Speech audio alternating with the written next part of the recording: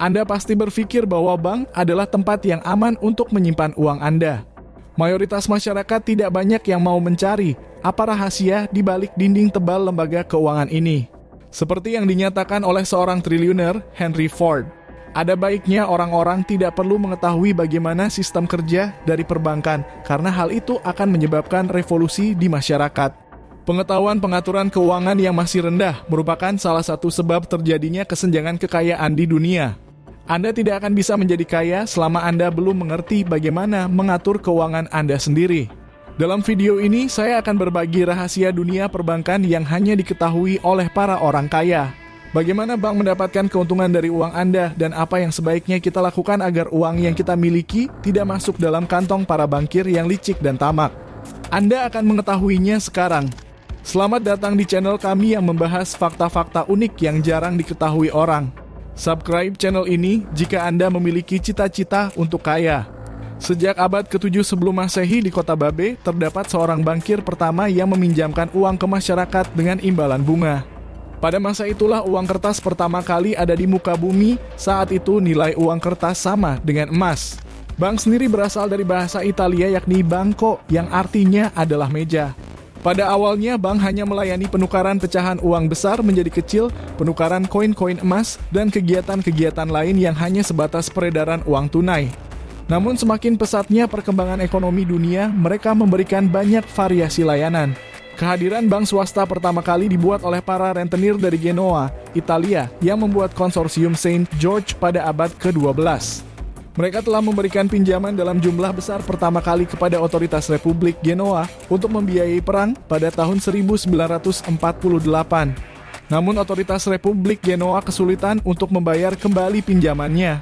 Dan mereka bersepakat dengan konsorsium rentenir untuk menghapuskan hutangnya, namun dengan syarat bank diberikan wewenang untuk memungut pajak kepada masyarakat. Sampai pada tahun 1407 disusunlah kebijakan-kebijakan internal dari konsorsium tersebut.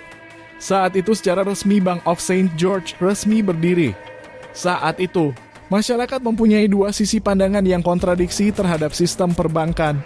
Satu sisi bank merupakan lembaga keuangan yang solid dan berlaku secara luas. Namun di sisi lain masyarakat menganggap bahwa pada bankir adalah seorang penipu yang licik dan rakus. Selain itu, sebagai sanksi sosial masyarakat saat itu mereka tidak memberikan penguburan yang layak terhadap seorang rentenir. Namun di zaman modern ini, ketidaksukaan masyarakat kepada para bankir masih tetap sama. Hal ini cukup beralasan karena sistem dan cara kerja bank juga sama dari awal berdirinya. Sekarang saya akan memberitahu rahasia dunia perbankan. Bank tidak menyimpan uang. Deposito yang menjadi produk unggulan dari perbankan. Dengan narasi yang disampaikan bahwa dengan deposito, uang Anda akan aman dan menjadi investasi menarik di mana akan menjadi sumber penghasilan untuk Anda dengan iming-iming bunga atau bagi hasil yang mereka tawarkan. Namun tahukah Anda bahwa bunga atau bagi hasil dari deposito tidak akan pernah mengalahkan kenaikan laju inflasi?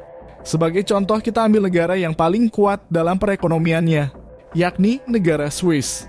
Berdasarkan statistik tahun 2020, deretan bank terkemuka di Swiss memberikan bunga deposito tidak lebih dari 0,5 sampai dengan 1,5%. Sedangkan tingkat inflasi rata-rata adalah 1,5 hingga 2%. Dari sini kita bisa melihat bahwa pendapatan Anda dari bunga deposito tidak akan mampu mengalahkan inflasi, yang berarti uang hasil jerih payah Anda perlahan-lahan akan kehilangan nilainya. Namun ada satu hal yang perlu diperhatikan. Bank menggunakan simpanan Anda untuk memberikan pinjaman dengan suku bunga yang lebih tinggi sehingga menghasilkan keuntungan dari selisihnya. Ini menguntungkan bagi mereka, tetapi tidak bagi Anda. Bayangkan ini Anda masuk ke bank tanpa kumal dan sangat membutuhkan pinjaman. Nah, temanku, kamu sedang berada dalam masa sulit. Bankir seorang profesional dan penilai yang handal menilai Anda berdasarkan penampilan Anda. Jika Anda tidak berpenampilan menarik, mereka tidak akan terlalu tertarik memberikan Anda pinjaman.